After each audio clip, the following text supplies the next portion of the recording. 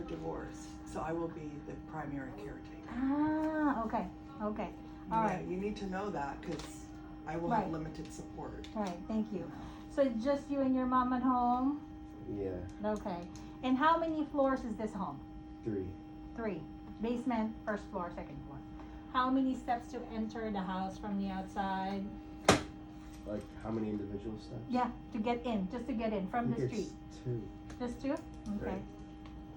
Yes. 1. 1 to get into the breezeway, and then from the breezeway to the, To the well, that door. makes 3 actually. Yeah, 3. Okay.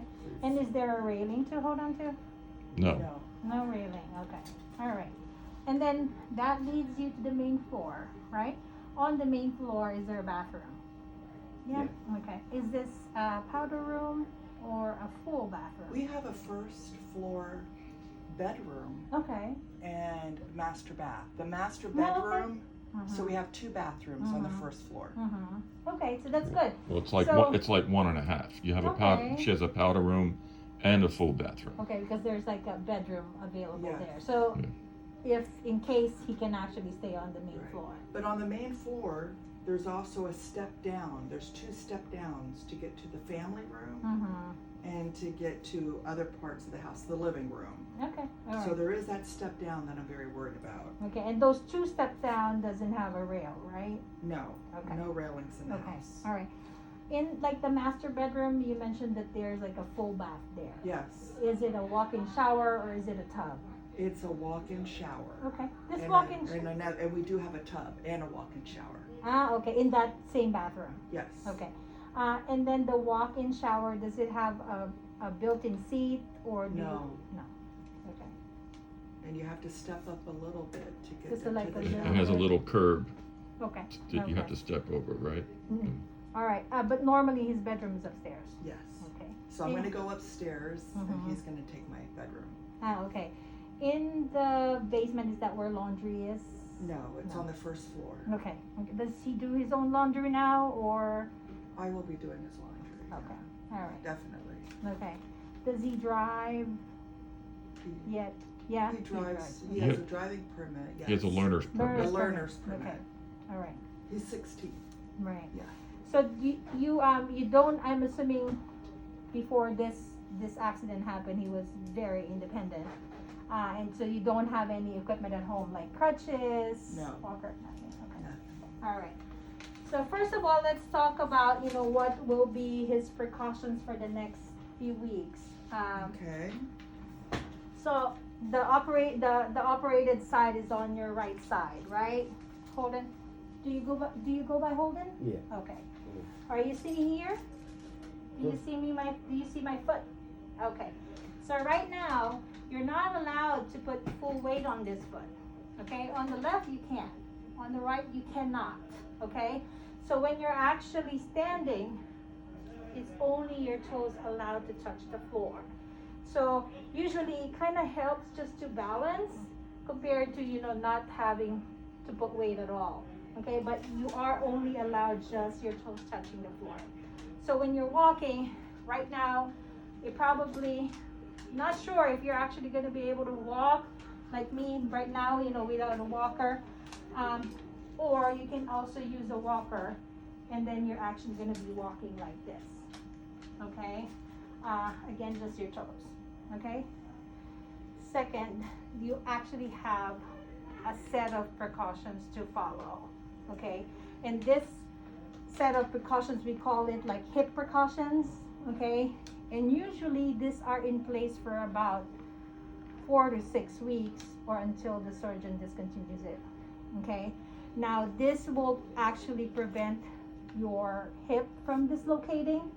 Okay, because I know what happened was it dislocated first, right? Before they reduced it and then they did the surgery. Is that right? Yeah. So this precaution. When you say reduced, you mean they put it back in place? They put it back. Yeah. So this precautions, you have to follow it because if you actually break it, your hip can actually be dislocated again. Okay. All right. So let's start I just want to make sure you understand too that he also has a broken pelvis. Yes. In addition. Okay, just Yes. wanted to make sure you understood both. Right, But you're right. right, it's that So hip. it's actually the acetabulum, like the socket that's actually broken. All right. So Dr. Buber, who's the surgeon, actually recommended the posterior hip precautions. Okay, things, I'm going to give you a handout after this, and I'm going to go by it like one by one. Okay, first of all, you cannot cross your legs. Okay, so at home, do you sleep on your side a lot? You do. Okay. We do have like a wedge here. I don't see. I one read here. somewhere that there's like a certain kind of pillow that you can buy. Yeah, that's actually, they actually give it here too. Yeah. It's actually like a wedge like that. You Yeah. put it in between the legs and then you strap it. Okay. So for somebody like him who actually really has a tendency to sleep on their side a lot, Yeah. that kind of wedge should actually be strapped on him when he's in bed. So that just in case he rolls over towards his side, the legs are not gonna cross. Okay. So you need that, okay? I'm gonna tell your nurse about that, What okay? about like feet crossing? Feet Where crossing, like my legs don't actually go over each other, but like this foot wants to like go on top. you can, but just be very, very careful, because sometimes what 'Cause I happens is feel you sometimes I just can't control it. and it sometimes kinda you does it. feel like it's just the foot, but you're actually your legs starting to like turn in. Yeah. You don't want that, Okay. okay? So that's why we if you don't have the wedge pillow yet, okay, we actually want to have a pillow position in between your legs. Just actually a reminder for you, oops, I'm not supposed to cross my legs. So whether you're in bed or whether you're sitting, you're supposed to have that pillow just to remind you. Mm-hmm. Any questions for me? Okay.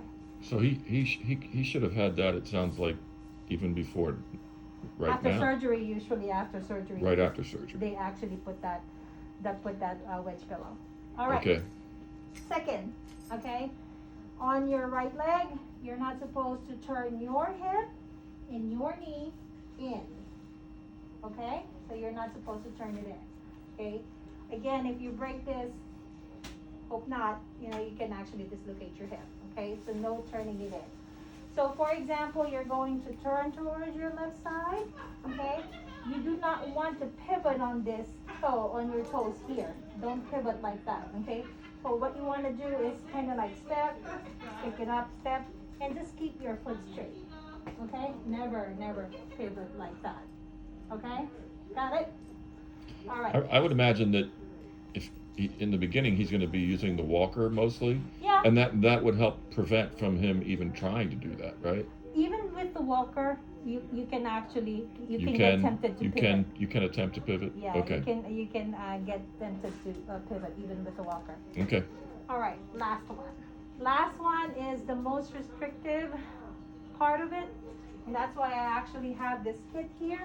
Okay, this kit, by the way, you're gonna use it for the next weeks to be able to put your clothing on. Okay, because right now there's no way you're going to be able to put your clothing on without breaking the last precaution. Okay, so the third precaution is you're not supposed to bend down. Okay, so you're not supposed to bend at your hip. All right, one thing that's related to that is that you're not, whether you're sitting, whether you're standing, you're not supposed to move your right knee higher than your hip. So your right knee should be just level with your hip or lower. It cannot be higher. Okay?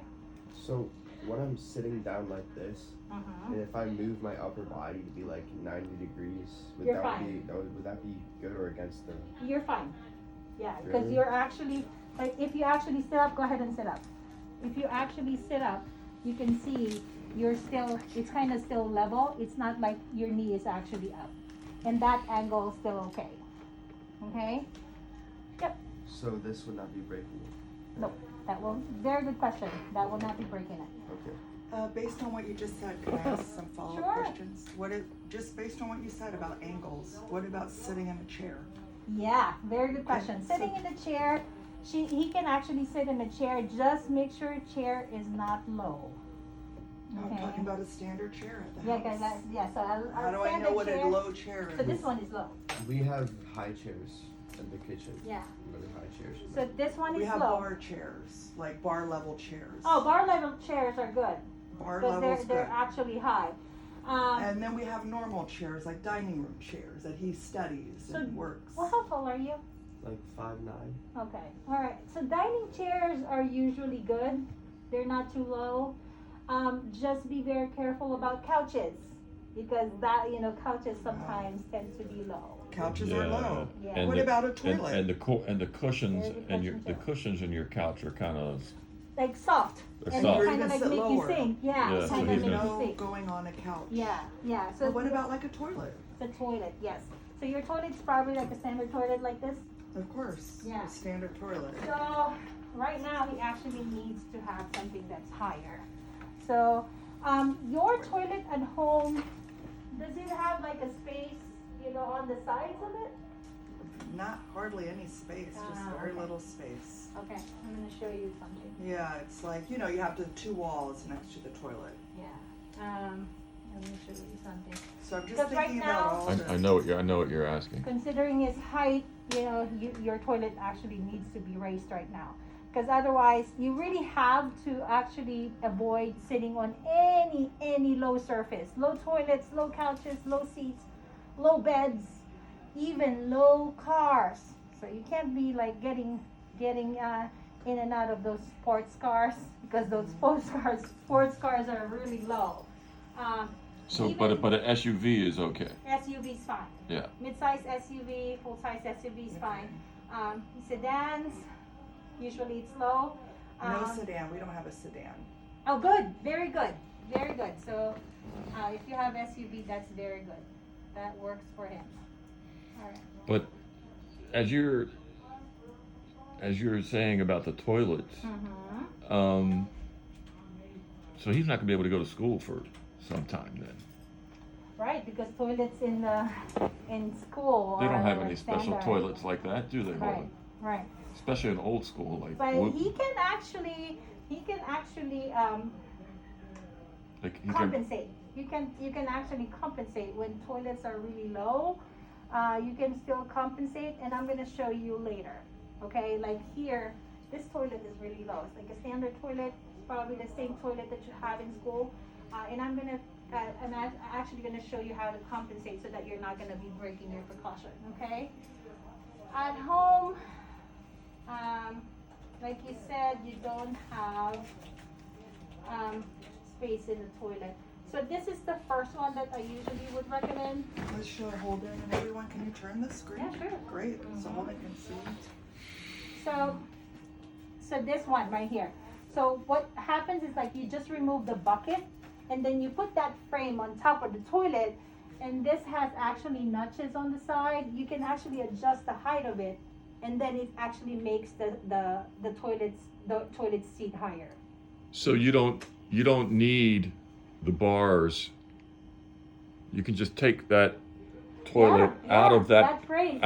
frame Yeah, take the bucket out and put it on top of your and put it on top of the toilet, Yeah. and presto, you have Yeah. what you need. So you're telling us to buy this thing? Yeah, the whole thing. But Okay, are you looking at, okay. I You wanna can't. make sure In I other words, you have can't this. just buy the bucket separately. Right. So you buy the whole thing, and what happens is that if you actually want to put it on your top of your toilet to make your toilet higher, you just remove the bucket and put the frame on top.